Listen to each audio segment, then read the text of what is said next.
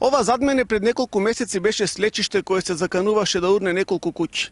5 месеци подоцна, на истото место сведоци сме на изграден пат со 2 коловозни ленти, тротоар и заштитна ограда. Најважно е што лизгањето на земјиштето е запрено, а безбедноста на граѓаните на Кратово веќе не е доведена во опасност. Токму завршувањето на изградбата на слечиштето беше повод вице-премиерот во владата Зоран Ставревски да го посети Кратово. Видно задоволен од виденото, вети финансиска поддршка за уште неколку инфраструктурни проекти.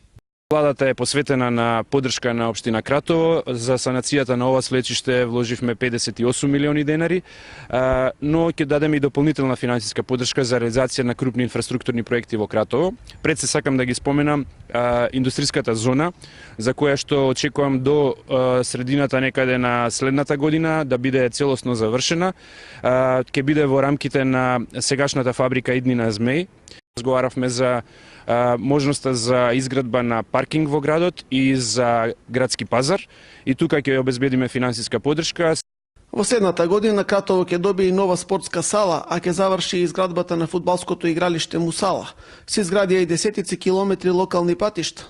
Асфалтиравме, изградивме неколку локални патни правци, значи во село Тарновац, во село Туралево, во село Шопско Рудари, во Вакав, во Каврак, каде што асфалтиравме 3,2 километра да ја поврземе нашата општина со општина Пробишти при Собраната Злетовица. Исто така сакам да изразам мојата голема благодарност и до Министерот за финансии и до останатите министерства што помогна овие проекти да се реализират.